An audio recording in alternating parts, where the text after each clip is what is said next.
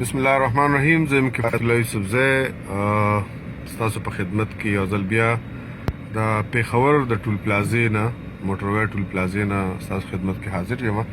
دا تاسو ګورئ ګیر چاپیره په دې ټول پلازه باندې ډېر زیات رش دی او سره د دې چې دا ډېره غټه ټول پلازه ده خو د دوی هېڅ داسې انتظام نشته چې یاره په هغې باندې دوی څه عمل درآمد وکړي او د ټول پلازې کوم ځای کې چې دوی پیسې وصولوي چې هغه ځای کې دوی یو کس نیم ورسره نور ودروي او د دې خلکو دا ټایم بچت کړي.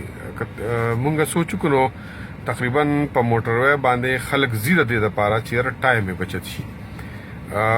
زه چې کوم ګاډي کې ناست یم نو تقریبا 15 منټ وشو چې مونږ ټول پلازه کې ولاړ یو او اوس هم زمونږ نه 4 یا 15 ګاډي مخکې دي. دا 4-5 ګاډي چې هم مونږ کراس کوو وځو نو خامخا ده هم د منټ د حسابه خو به خامخا دغه علي نو که مثلا 20 منټ د 400 نه پېښور پورې مونږ بچت کړل د جی ټي روډ په نسبت باندې نو هغه دلته کې ضایع شو نو لکه هغې اړو څه فایده ونه کړه. انتظامي له پکار دي د موټروی چې لکه په دې خبرو باندې کم از کم دا نه سوچو کې چې یاره دا خلک په موټروی باندې پیسې د سره پاره ورکوي ټایم د بچت کېدو دپاره یا د روډ د بهترۍ د وجې نه پې ورکوي نو پکار دی چې د خلکو هغه ټایم بچت شي او هغه څه رنګ راوړي. که د دغې څه فایده نه وي نو بیا خو په موټروی باندې د تلو څه فایده هم نشته. ما سره زمونږ ډاکټر انعام الله صاحب هم ناست دی بلکې په خپله ډرایوینګ هم کوي. ډاکټر صاحب څنګه تاسو وایئ؟ بالکل تاسو چې شوی بالکل حقیقت دی. مونږ 400 نه را روان شو تقریبا 12-13 منټ کې راورسو ټول پلازې پورې او چې دلته مونږ څنګه راورسو نو دلته زمونږ بیا 10-15 منټ 20 منټه پورې نیمې غنټې پورې بعضې ټایم کې دا زمونږ ټول ټایم مس شي. مونږ چې کوم جي ټي روډ باندې کوم تګ والا مسله ده نو دا مونږ د هغې نه غوټه زیات ټایم مس کېږي. دا د ټول پلازې والا د کسانو د وجې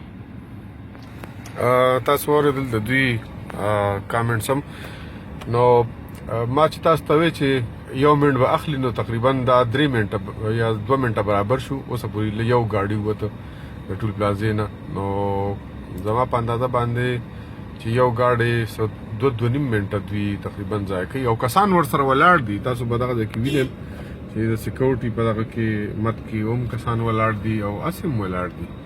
نو په کار خو دا ده چې یاره دوی زر تر زره انتظامیه په دې باندې د دې سوچ وکړي او دونه کسان هر یو ټول پلازې سره ودرئ چې یاره د خلکو دا وتل پکې اسان شي.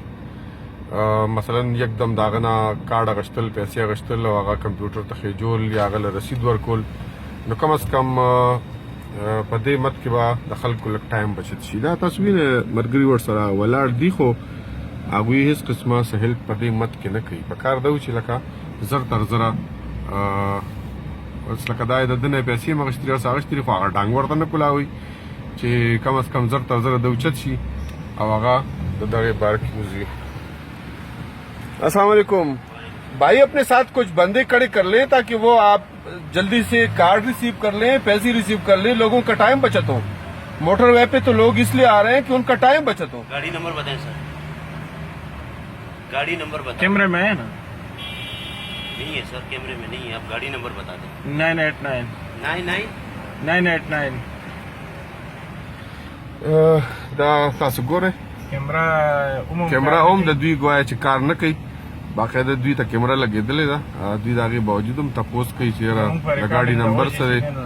هم د دې وجوهاتو د بنا باندې د دوی د خلکو ټایم کافي خرابوي.